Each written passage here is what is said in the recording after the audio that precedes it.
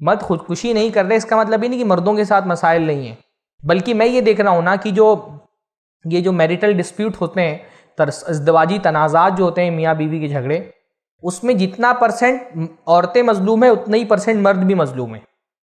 मर्द भी खुदकुशी करते हैं, बल्कि औरतें कितना ना करते हो फिर भी मर्द, मैं ऐसा जानता हूं, मेरे पास 2 मामलात कम से कम ऐसे आए जिसमें बीवियां शौहरों को मारती थी, और शौहर जो है वो जैसे ही छोड़ने का इरादा करे फौरन धमकी, है ना, केस कर दूंगी, जहेज के खिलाफ केस। यानी इंडिया में सबसे ज्यादा मिसयूज होने वाले लॉज कौन से हैं? जो औरतों के हुकूक की बाजियाफ्त के लिए बनाए गए, वो कवानीन जिनके जरिए से औरतों को हक दिलाना मकसूद था, उनका सबसे ज्यादा इस्तेमाल मर्दों पर जुल्म करने के लिए किया जाता है। तो वो दोनों बंदों ने मुझसे कहा कि मौलाना मेरा मन बोलता है मैं खुदकुशी कर लूं, बल्कि एक आदमी ने कोशिश की खुदकुशी करने की, लेकिन वो कामयाब नहीं हो सका।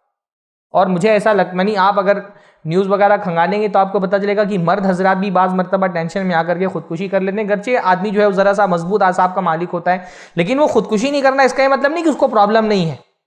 कितना ज़्यादा केसेस, यानी बाज़ केसेस ऐसे आए ना कि औरत जो है वो दूसरे आदमी के साथ उसका ताल्लुक है, और आपने शौहर के सामने वो ताल्लुक कायम की हुई है, और शौहर उस वजह से तलाक देना चाह रहा है, तो उसने जाकर के कोर्ट में केस कर दिया है। कोर्ट ने जो है वो भत्ता जारी कर दिया है, 6,000-7,000 रुपया महीने का, वो मेंटेनेंस के नाम पर उसको पैसा भी दे रहा है। बीवी उसके पास रह भी नहीं रही, दूसरे के पास रह रही है, लेकिन शादी तो की नहीं है। तो जब शादी नहीं की हुई है तो कोर्ट तो उसके हक में कोई फैसला नहीं करेगी जब तक तलाक नहीं होगा। सेटलमेंट के लिए वो 6 लाख रुपया मांग रही है, तो बीवी भी उसके पास नहीं है। यानी हम लोग ये समझते हैं कि तलाक हो जाता है तो मेंटेनेंस का फैसला नहीं होता, ये बात गलत है। शाहबानू केस के बाद फिर बहुत सारे केसेस, बल्कि अब तो आमतौर पे कोर्ट जो है वो मेंटेनेंस के लिए जारी कर देती हुक्म कि आप गुजारा भत्ता दीजिए, 6,000, 8,000, 10,000, 12,000, 20,000, 40,000 तक के आदमी की हैसियत के मुताबिक उसको महीने का देना पड़ता है। पैसा भी दे रहा है, बीवी भी पास में नहीं है, परेशान है आदमी। कितने केसेस ऐसे होते हैं, लड़कियां जाकर के जो डाउरी के लॉज हैं, एंटी डाउरी लॉज, उसमें जाकर के वो केस कर देती हैं। पहले तो ऐसा होता था, अभी तो थोड़ा सा उसमें रिफॉर्मेशन हुआ है, वरना पहले ऐसा होता था कि जैसे ही उसने जाकर के केस किया फौरन पुलिस वाले उठा लेते थे।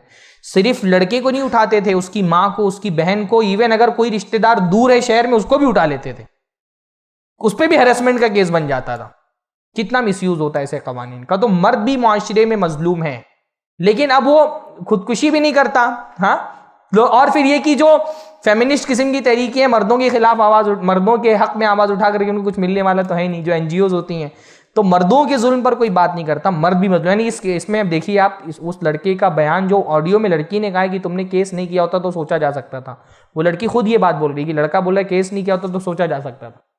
क्यों कोर्ट में जाना है भाई? हाँ, चीज़ों को, यानी ये एक जहन हमारे यहाँ बन गया है ना कि लड़का, शरीयत का हुक्म क्या है, लड़का अगर तलाक देना चाह रहा है उसको समझाइए, मामलात को सुलझाने की कोशिश कीजिए।